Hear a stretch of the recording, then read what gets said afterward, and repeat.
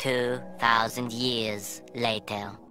Hello mga idol, welcome back to my channel, at kung bago ka pa lang dito ikaw ay aking inaanyayahan na mag-subscribe at pakiclick mo na rin ang bell icon para lagi kang updated at nauuna sa mga videong ina-upload ko. Balikan naman natin ang mga bagong update sa number 1 na teleserye ang FPJ Batang Quiapo. Dumating ang mga tauhan ni Agustus sa pinagtatagwan nila Primo. Pero ang hindi nila alam ay napaghandaan na sila ni Primo.